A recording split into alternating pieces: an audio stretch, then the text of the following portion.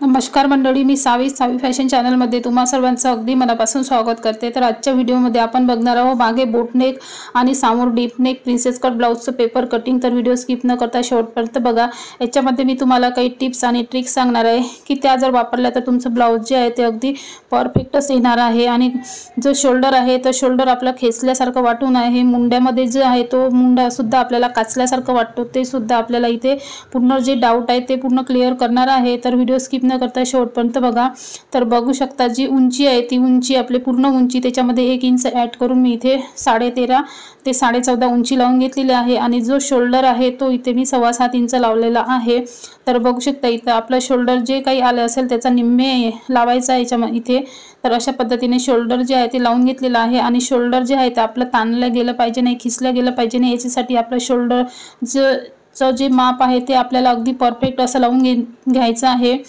तर 34 इंच मापासाठी मी 7.25 इंच इथे शोल्डर जे आहे ते अगदी परफेक्ट लावलेला आहे। आणि त्यानंतर जो मुंडा आहे तो सुद्धा इथे मी 7.5 इंचावर लावून घेतलेला आहे की जेणेकरून आपला मुंडा जो आहे तो खेचल्यासारखा वाटू नये। आणि त्यानंतर मुंड्यामध्ये सुद्धा आपल्याला कधी कधी काचल्यासारखं वाटते ब्लाउज घातल्यानंतर। तर इथे अशा पद्धतीने शोल्डर आणि मुंडा जर लावला तर आपलं ब्लाउजचं जे आहे ते शोल्डर आणि मुंडा अगदी परफेक्ट येणार आहे। आणि त्यानंतर इथे अशा पद्धतीने स्केलच्या साहाय्याने इथे आपल्याला लावून घ्यायचं आहे शोल्डर आणि मुंडा। त्यानंतर आता आपल्याला लावायचा आहे इथे छातीचा चौथा भाग। तर छाती आहे आपली 34 इंच, तर त्याचा चौथा भाग लावायचा आहे इथे अशा पद्धतीने 8.5 इंच। आणि त्याच्या समोर लावायचं आपल्याला 1.5 इंच स्टिचिंग मार्जिन। तर सर्वात पहिले आपण बॅकचं जे आहे ते ड्रॉफ्टिंग ते बघणार आहोत आणि त्यानंतर फ्रंटचं बघणार आहोत। तर हे आता आपण सर्वात पहिले बॅकचं इथे ड्रॉफ्टिंग पाहणार आहोत। तर बघू शकता 1.5 इंचाची स्टिचिंग मार्जिन सुद्धा लावून घेतलेली आहे। त्यानंतर कमरेचा चौथा लावायचा। तर कमर आपली जी आहे ते 30 इंच आहे, तर त्याचा चौथा लावलेला आहे 7.5 इंच। त्याच्या समोर 1 इंच बॅकचे टक्स आणि 1.5 इंचाची स्टिचिंग मार्जिन। अशा पद्धतीने इथे आपला शोल्डर, मुंडा, छाती आणि कमरचे जे माप आहे ते बेसिक मापे जी आहे ते आपली इथे लावून घेतलेली आहे।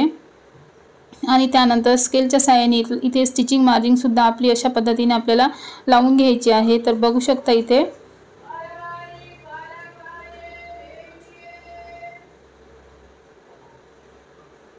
आणि त्यानंतर मुंड्यामध्ये इथे आपल्याला 1.5 इंच लावायचं आहे। तर बघू शकता इथे मुंड्यामध्ये सुद्धा आपण 1.5 इंचाचं मार्जिन करून जो आपला शोल्डर मुंड्याचा गोल आकार आहे तो सुद्धा आपल्याला इथे अशा पद्धतीने लावून घ्यायचा आहे की जेणेकरून आपला मुंडा जो आहे तो अगदी परफेक्ट येणार आहे।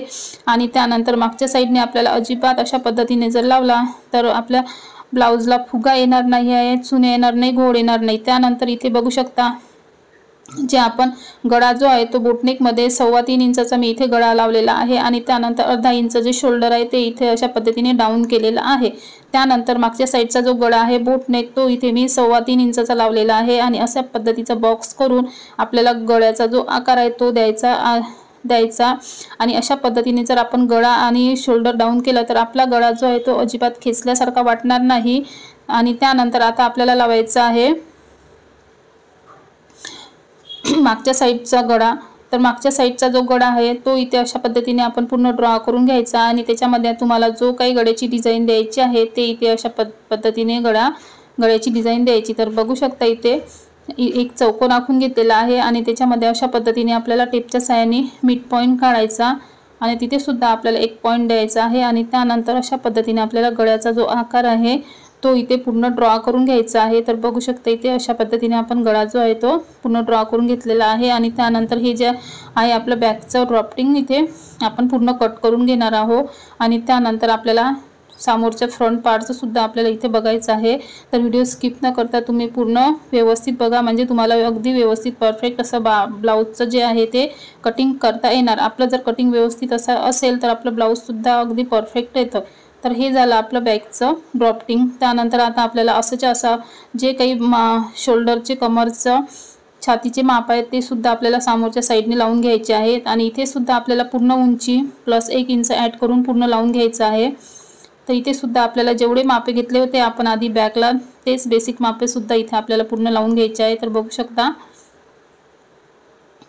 त्यानंतर इथे सुद्धा आपल्याला शोल्डरचा निम्मे टाकायचा आहे। जेवढं काही शोल्डर आलं असेल आपला त्याचा निम्मे घ्यायचा आहे। आणि त्यानंतर मुंडा सुद्धा आपल्याला तेवढाच घ्यायचा आहे। तर बघू शकता इथे सुद्धा मी 7.25 इंचाचं शोल्डर टाकून घेतलेला आहे। आणि त्यानंतर त्या शोल्डरमध्ये आपल्याला 3.25 इंचाचा जो गळा आहे तो सुद्धा लावलेला आहे आणि त्यानंतर बाकीचं आपली शोल्डर पट्टी आहे। त्यानंतर इथे बघू शकता, इथे सुद्धा आपल्याला जे काही आपण मुंडा लावलेला होता तेवढाच मुंडा इथे सुद्धा आपल्याला लावून घ्यायचा आहे आणि त्यानंतर स्केलच्या साहाय्याने अशा पद्धतीने आपल्याला पूर्ण लाईन आखून घ्यायची आहे। आणि त्यानंतर आतमधल्या साईडनी सुद्धा आपल्याला इथे चेक करायचं आहे की जेवढं आपला 7.25 इंच शोल्डर आहे तेवढंच आतमधल्या साईडनं सुद्धा आपल्याला अंतर पाहिजे। त्यानंतर छातीचा चौथा भाग 8.5 इंच आणि त्यानंतर बाहेरच्या साईडनी 1.5 इंचाची स्टिचिंग मार्जिन अशा पद्धतीने पूर्ण माप सुद्धा इथे आपण लावून घेतलेला आहे की जेणेकरून आपलं जे आहे ते अगदी व्यवस्थित शोल्डर मुंडा आलेला आहे। त्यानंतर कमरेचा चौथा प्लस 1 इंच बॅक आणि त्यानंतर बाहेरच्या साईडनी 1.5 इंचाच्या अशा पद्धतीने आपल्याला इथे सुद्धा कमरेचं माप लावून घ्यायचं आहे। तर बघू शकता, त्यानंतर जी स्टिचिंग मार्जिन आहे ती सुद्धा आपल्याला इथे अशा पद्धतीने ड्रॉ करून घ्यायची आहे। आणि त्यानंतर आता आपल्याला काय चेंजेस करायचे ते तर बघू शकता, हा आपला फ्रंट पार्ट आहे त्याच्यासाठी आपल्याला मुंड्यामध्ये हे अशा पद्धतीने आतमधल्या साईडनी 1.25 इंच घ्यायचं किंवा अर्धा इंच घ्यायचं। तर इथे अर्धा इंच घेऊन मी अशा पद्धतीने तिरपी लाईन जी आहे ती आखून घेतलेली आहे आणि त्यानंतर बघू शकता इथे आपल्याला आतमधल्या मुंड्याचा जे आहे तो आकार द्यायचा आहे आणि तो जो आहे तो आपला 1.25 इंचावर घ्यायचा।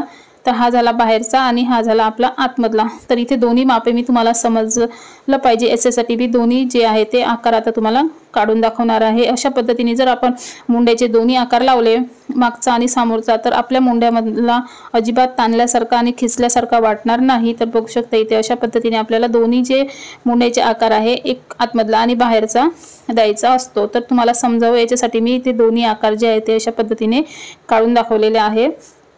आणि त्यानंतर मागच्या साईडनी जसं आपण शोल्डर डाऊन केलं होतं त्याचप्रमाणे समोरच्याला सुद्धा अशा पद्धतीने आपण शोल्डर डाऊन करायचं आहे अर्धा इंचाचं। आणि त्यानंतर समोरचा आपला डीप नेक गळा असल्यामुळे इथे मी 6 इंचाचा घेणार आहे। तर तुम्हाला जर आणखी डीप पाहिजे असेल तर तुम्ही 6.5 इंच सुद्धा 7 सुद्धा घेऊ शकता।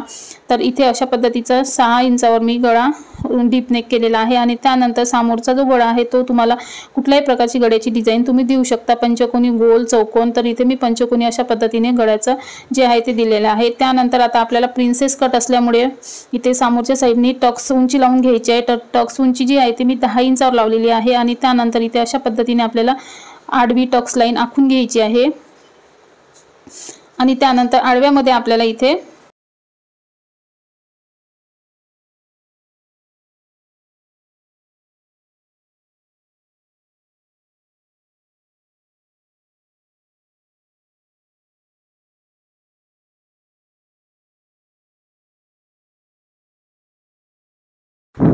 आडव्यामध्ये इथे सुद्धा आपल्याला 3.25 इंचावर एक मार्क करायचा आहे आणि त्यानंतर जो आपला टक्स आहे तो इथे आपल्याला अशा पद्धतीने लावून घ्यायचा आहे। तर आडव्यामध्ये 3.25 इंच घेतल्याच्यानंतर बघू शकता खालच्या साईडनी 1.5 इंचावर एक मार्क केलेला आहे, म्हणजे जो आपला टक्स आहे तो 3 इंचाचा होणार। तर अशा केल्याने, असा टक्स लावल्याने आपला जो पप आहे तो अगदी कटोरीसारखा फुलून येतो आणि त्यानंतर आपलं जे ब्लाऊज आहे ते खूप छान असा कटोरीसारखा पप येऊन फिटिंगला खूप सुंदर याची फिटिंग बसतं। त्यासाठी आपल्याला जो टक्स आहे तो अशा पद्धतीने लावायचा आणि त्यानंतर मुंड्यामध्ये 1 इंच घेऊन जो आपला प्रिन्सेस कटचा आकार आहे तो अशा पद्धतीने मी दिलेला आहे। त्यानंतर प्रिन्सेस कट असल्यामुळे आपल्याला फ्रंट पार्टला बाहेरच्या साईडनी मार्जिनच्या साईडने आपल्याला वाढवून घ्यायचं आहे।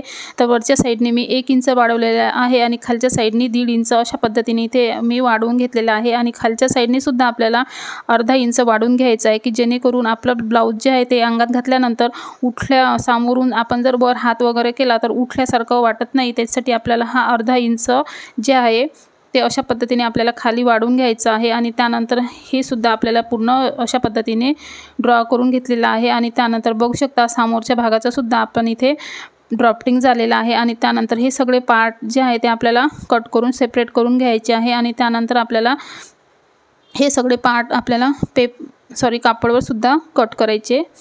तर बघू शकता इथे अशा पद्धतीने खूप सुंदर असं तुम्हाला मी सोप्या पद्धतीने ड्रॉफ्टिंग दाखवलेलं आहे। त्यानंतर शोल्डर कट आणि त्यानंतर सगळे जे पार्ट आहे आपल्याला पूर्ण सेपरेट करून घ्यायचे।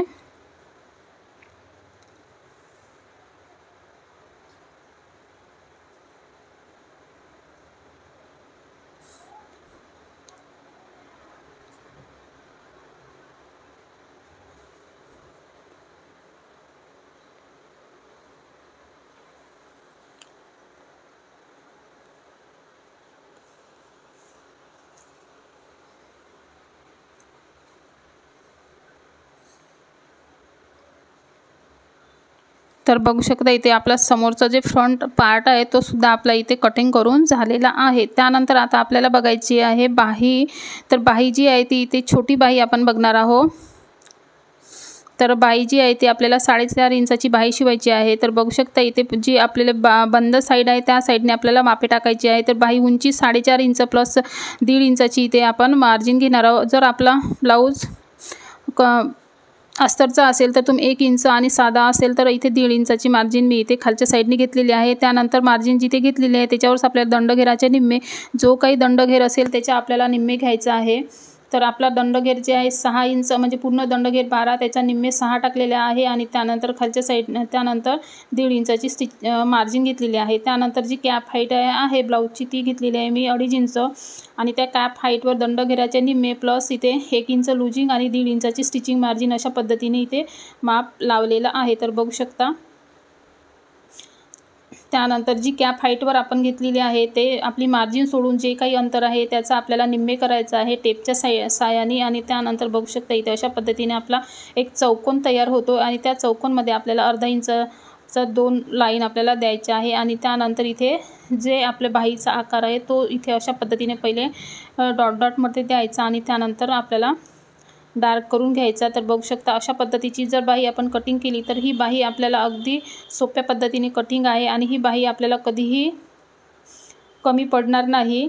जो आपण ब्लाऊज शिवल्याच्या नंतर कधी आपल्याला बाही कमी पडतं तर ती बाही आपल्याला शिवताना अजिबात कमी पडणार नाही आणि बाही जी आहे ती आपली परफेक्टच येणार। तर याच्यासाठी आपण अशाच पद्धतीने बाही कटिंग करायची। तर बघू शकता आणि त्यानंतर समोरचा जो खोल भाग आहे तो सुद्धा आपण इथे अशा प्रकारे कट करून घ्यायचा आहे। तर बघू शकता अगदी परफेक्ट अशी आपली बाही जी आहे ती कटिंग करून झालेली आहे। तर बघू शकता पूर्ण पेपर कटिंग मी तुम्हाला दाखवलेलं आहे। तर आजचा व्हिडिओ तुम्हाला कसा वाटला तर कमेंट करून नक्की सांगा। आवडला असेल तर व्हिडिओला एक लाईक जरूर करा। चॅनलवर जर नवीन आला असेल तर चॅनलला सबस्क्राईब करा। भेटू आपण नेक्स्ट व्हिडिओमध्ये, तोपर्यंत बाय बाय।